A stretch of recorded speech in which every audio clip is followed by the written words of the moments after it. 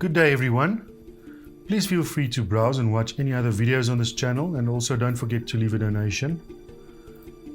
So this is a continuation of our creation versus evolution. This will be part 5, and today we will look at oxygen under pressure and sound in the pre-flood world. If you watched the previous video in this series, you will remember that we talked about the canopy theory. If the Earth, before the flood, had a canopy of water or ice above the atmosphere, this would obviously create a greenhouse effect. A great book to read on this subject, The Panorama of Creation by Carl E. Baugh. In this newspaper, International Falls, Minnesota News, and in some others, in 1993, scientists had a new theory of what killed the dinosaurs. They said that the dinosaurs died of lack of oxygen and not of some meteor, as previously thought. Now, why the lack of oxygen? Well, we'll get to that. When they studied the Apatosaurus, also known as the Brontosaurus, they found that his lungs were way too small compared to the rest of his body, and his nostrils were too small. An 80-foot Brontosaurus had nostrils the size of a horse. Now, how is an 80-foot animal supposed to take a breath through nostrils the size of a horse? It would probably set his head on fire due to the friction of the wind that came through those small nostrils so fast. These poor animals could not breathe. Well, they did breathe at some point, for we know that dinosaurs lived at some point. We can find their fossils all over the world to prove this fact. The question is not if they lived. The question is, how did they live? And more importantly, how did they breathe? The scientific fact is that their lungs and nostrils were too small, so now the scientist has to come up with a solution for the problem. If you look at amber, which is petrified tree sap, they occasionally find insects and all sorts of things trapped inside, like mosquitoes. Remember the movie Jurassic Park, if you've watched it? Just like that. Well, sometimes they also find tiny air bubbles. They studied these air bubbles and found that the atmosphere back then had 50% more oxygen than it has today. Today we have about 21 to 22% oxygen in the air we breathe. The air in those days, in these air bubbles, are 35%. Now, because of this water canopy above the atmosphere, the air pressure at ground level was probably double what it is today. You know, air pressure, the reason your ears pop when you go up and down really fast, or especially when you dive underwater. You see, if you increase the air pressure, it makes breathing much easier. And if you add a higher oxygen content to the mix, it helps even more. Your blood plasma will become oxygen saturated under such conditions. This means that you would be able to run hundreds of kilometers without getting tired. Such conditions would also make one heal faster. In 1987, a little girl, Jessica McClure, fell into a well, or borehole if you will. She was stuck there in a very awkward position for 58.5 hours before they finally rescued her. Because of the position she was in, certain areas of her body was turning black because of the blood that could not reach those areas. Her right leg was completely black due to the lack of circulation, as it was twisted up above her head and behind her as she got stuck into that 8-inch pipe. They really made a big effort to get that little girl out of there.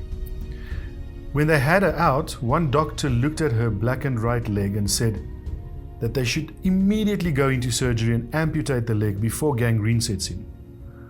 Another doctor stopped the first and suggested that they put her in a hyperbaric oxygen chamber for a time. Within a few hours of having her in this chamber, her leg turned pink again. In the end, they only removed half of her little toe. Isn't it amazing? They restored circulation. There is a hyperbaric oxygen chamber in Pensacola, Florida that can hold 30 people. Why do they have such a chamber? In West Germany, since the 1990s, all stroke patients are sent promptly for 3 weeks of intensive hyperbaric oxygen treatments, paid for by insurance companies. And they have great results in recovery. In England, they treat multiple sclerosis. And in France, they treat arthritis, vascular necrosis, and much more. In India, they treat for leprosy. In Japan, they treat sudden deafness and blindness. The list goes on and on. Here is a child being treated for cerebral palsy.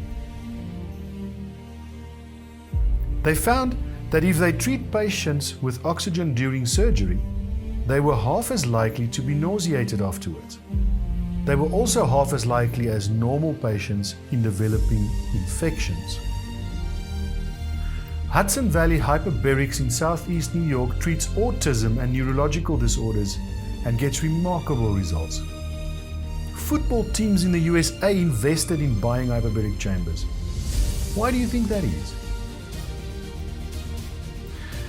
Dr. Kei Mori at Kao University in Tokyo raised a tomato plant under a plastic greenhouse that filtered out UV light. He also pressurized CO2 to the stems of the plants, the stomata. After 2 years, this plant grew to be 4.9 meters tall and produced 907 tomatoes. They moved it to the shopping center and put it on scaffolds to support the branches. And it just kept on growing. They even took it to Expo 85 and said that this plant may produce 10,000 tomatoes. It ended up 12.12 meters tall and it produced over 15,000 tomatoes in its lifetime. One tomato plant, or should I say tree. The tomatoes it produced were the size of baseballs. The best part of the story is that this plant was a common cherry tomato plant. Can you imagine what the world would be like under hyperbaric oxygen conditions? What do you think plants would look like? Here is something interesting about sound. Someone in Iowa wondered why the birds started chirping an hour before sunrise every morning. He found out that the frequency of the chirping birds opens the plant cell stomata at the base of the leaves. It let the plants start breathing in the morning. They call it sonic bloom. He found that you get the same frequency in classical music, and so he started to play classical music to his maize field. His neighbors probably laughed at him until his entire crop grew to be 4.5 meters tall. He played it to his squash, and it produced 5 squash per leaf instead of 1. He played it to his walnut tree, and it grew twice as fast as normal, yielding double the size walnuts.